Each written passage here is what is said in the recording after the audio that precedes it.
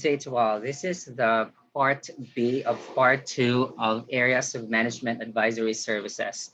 So we now focus on the professional attributes of management consultants. We have the following skills: technical skills, interpersonal, and consulting.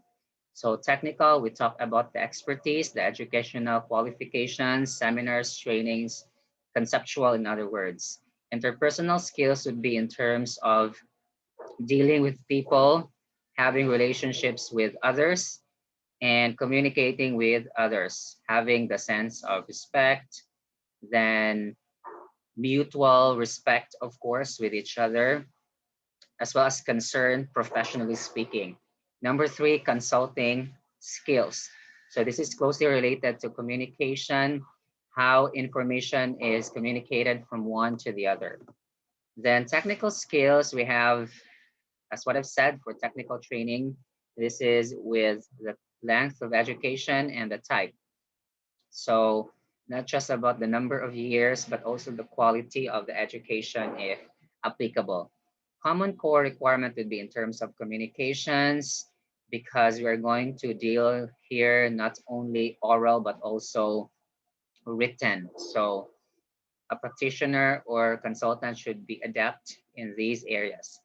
Then we also have to take note of mathematics and statistics, or the numbers, and then computer data processing as well. Okay, interpersonal skills are also needed, as what I've said, in terms of dealing and communicating with others, or the, let's say, client and other co-practitioners. So this would involve intelligence or capacity for logical thinking and reasoning. You have the ability to understand others and the ability to be understood as well.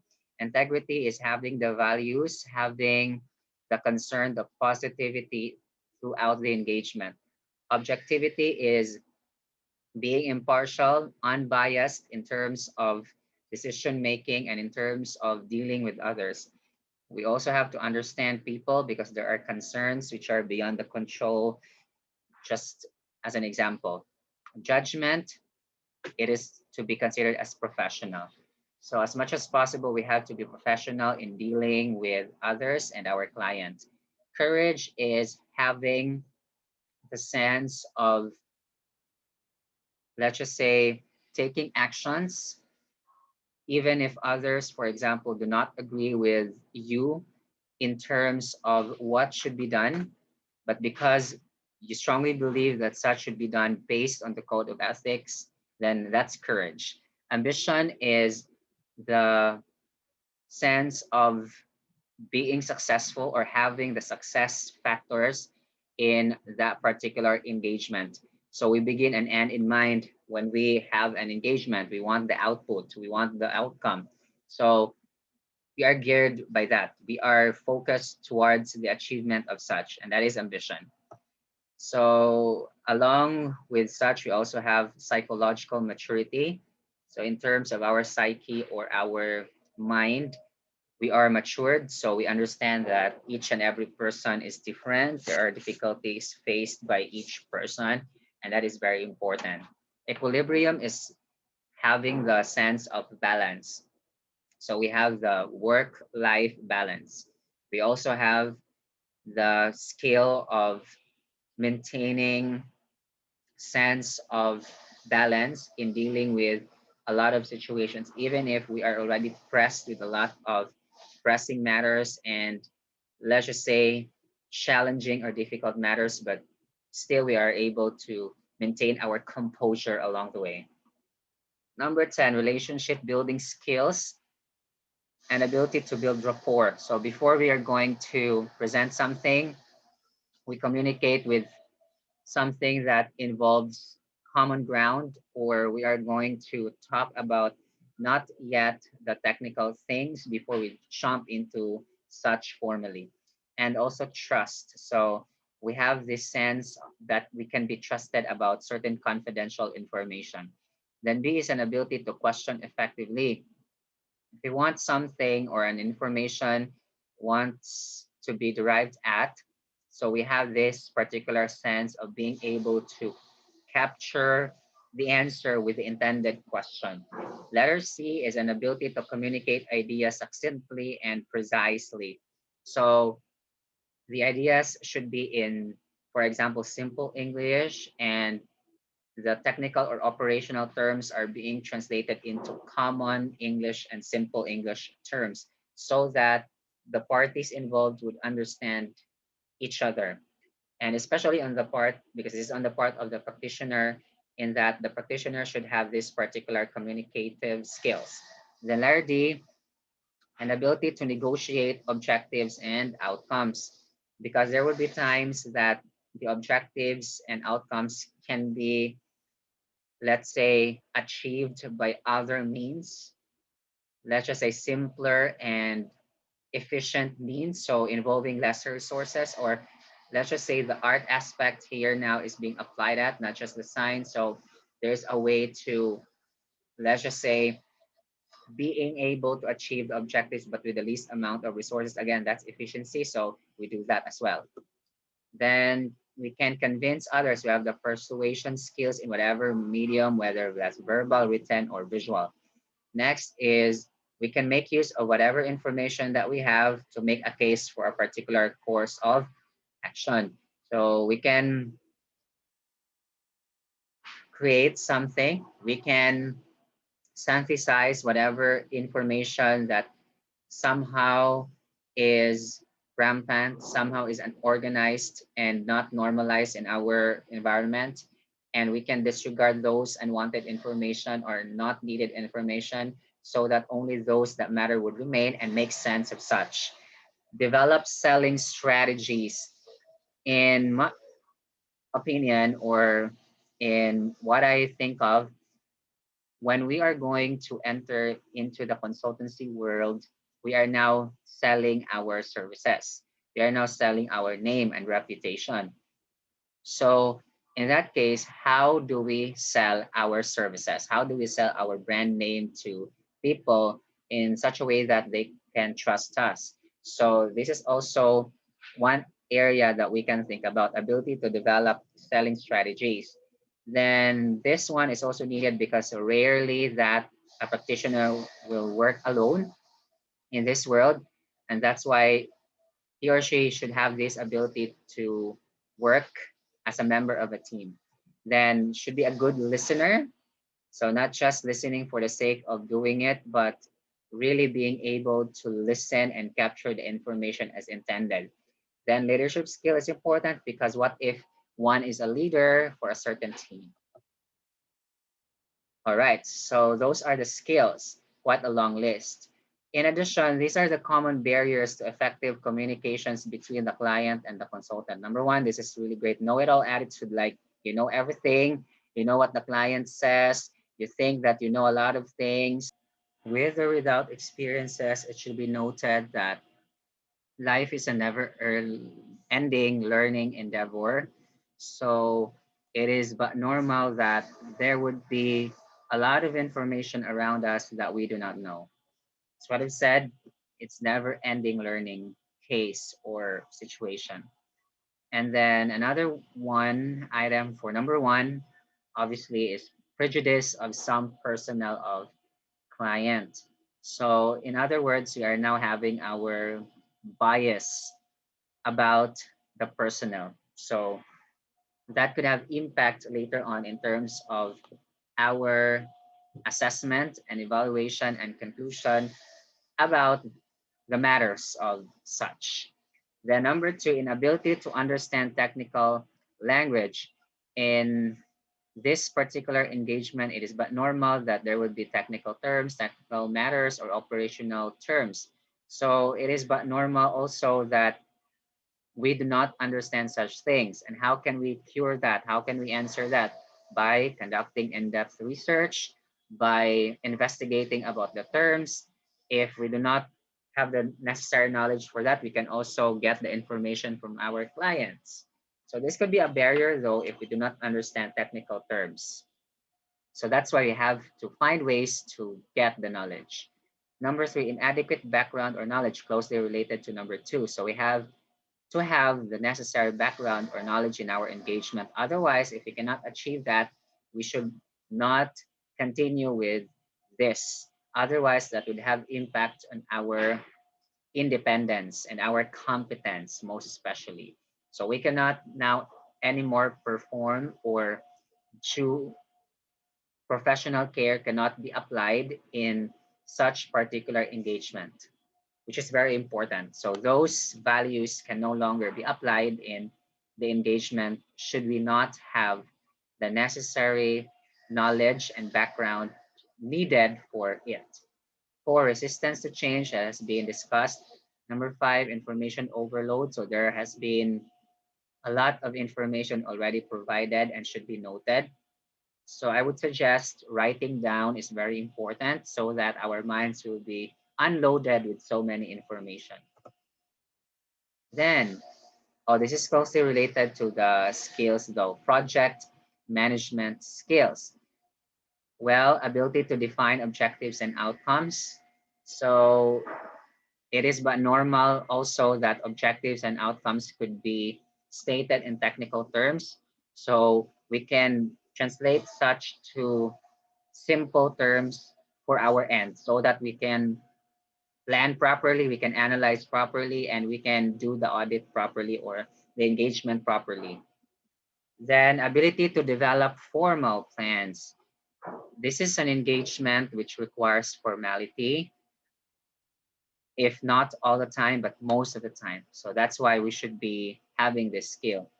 Then because there are so many of the tasks, and that's why we should be able to arrange them based on the relative order of importance, such that the most important thing should be, or the urgent thing should be on top and to the next and so on. Then manage the financial resources that are to be invested in the consulting project. We have to take note that resources are limited, they're scarce. So that's why proper management or financial management of them should be given consideration. Then human expertise necessary to deliver the project should be recognized by the practitioner. Again, it's normal that others would be recruited as part of the team because they have the necessary expertise. Also, time management is important. And I highlight here for personal, since whether we like it or not, we are human beings. Practitioners are also human beings. They also have to have their own personal quality time.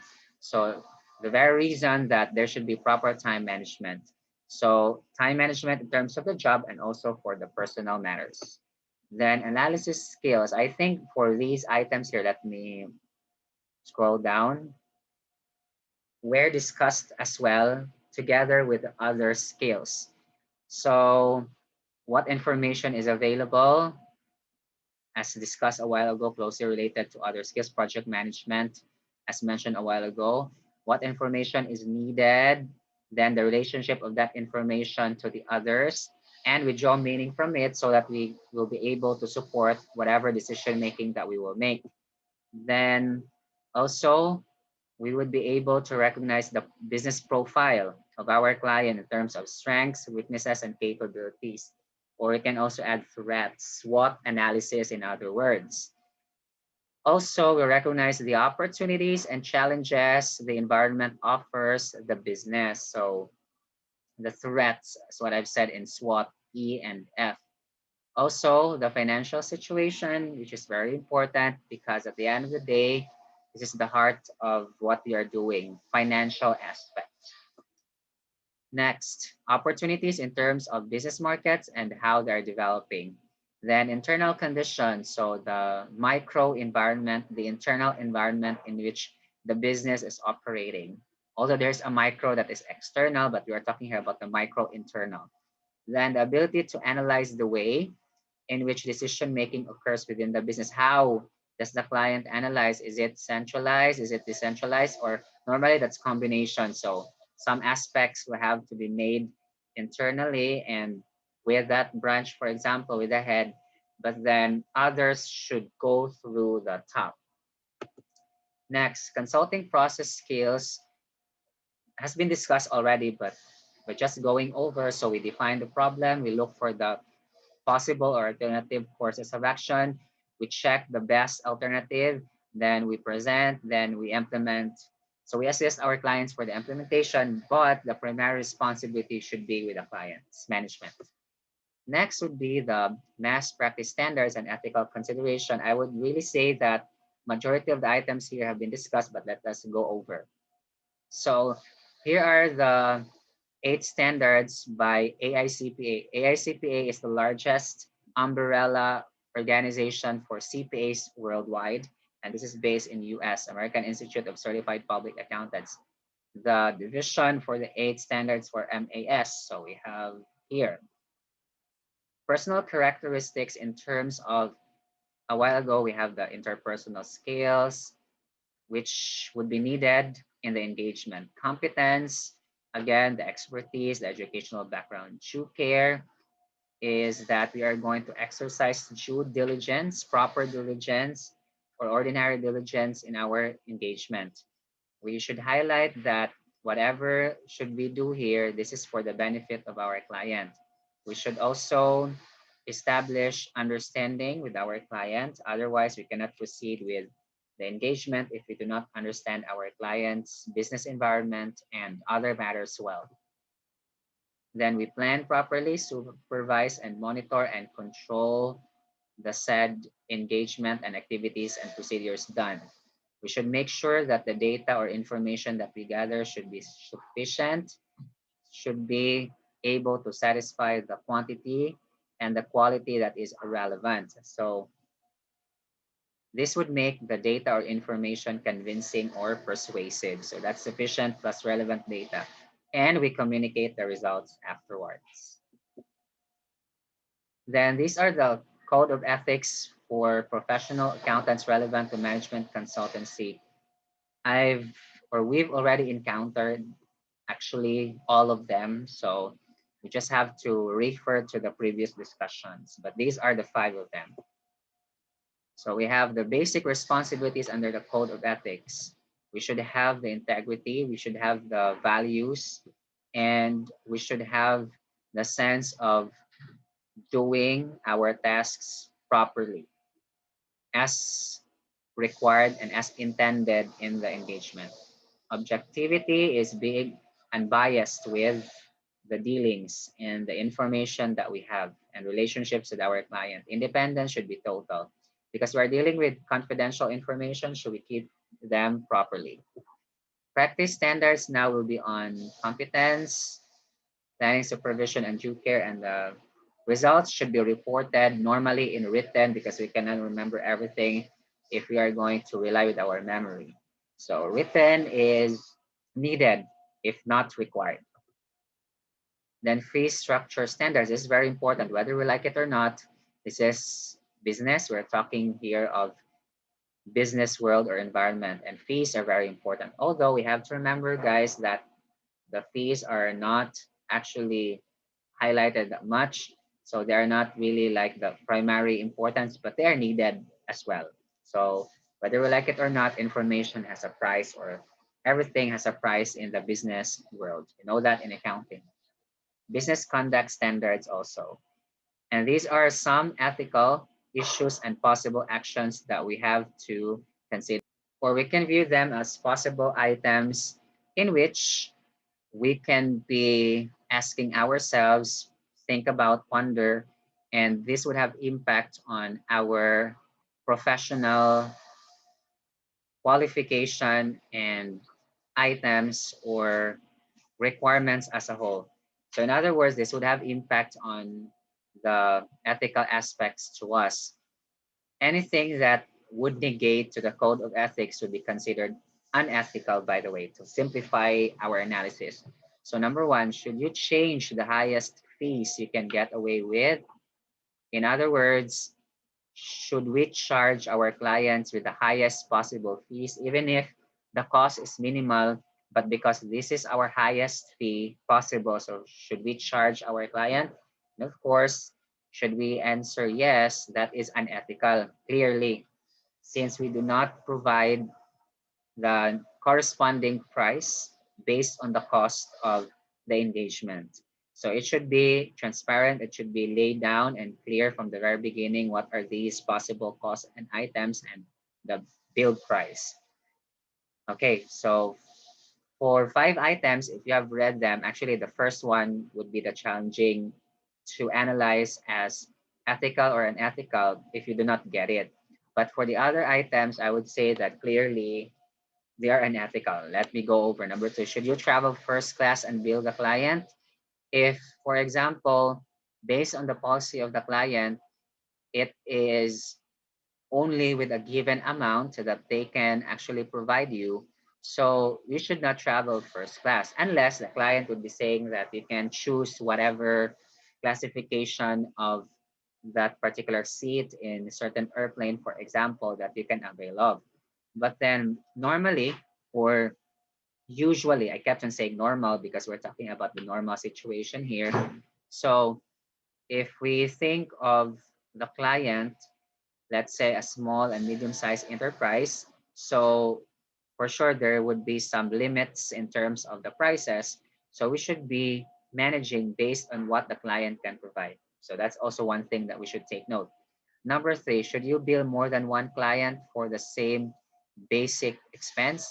I would say that every client requires different expense and every business is unique and every engagement is unique. So that's why we cannot like bill one client with the same. Number 4, should you accept an assignment from a client's competitor?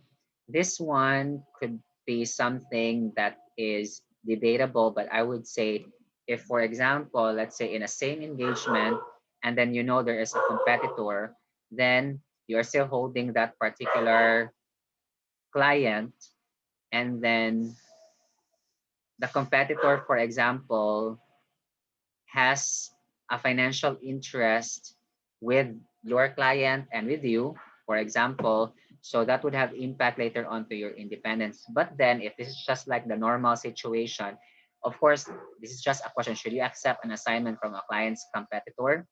Well, if, for example, it would not have impact to your independence, I would say that you will accept or you can accept that assignment or engagement. But if you believe that such would have impact on later on your independence in terms of dealing with your clients, so you should avoid that.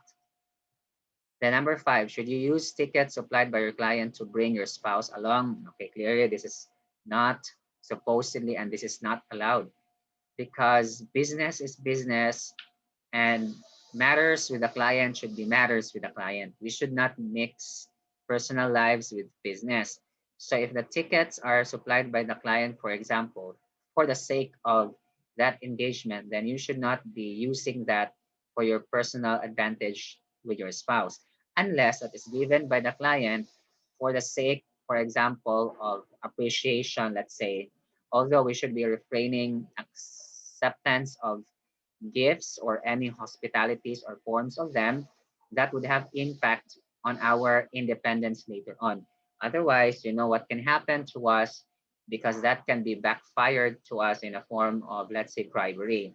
So if, for example, that is just a ticket for business only, so do not mix other items with that. Okay, so this ends the part B of the part 2 of areas of management advisory services. Hopefully you learned something for today. Thank you very much for listening and God bless us all.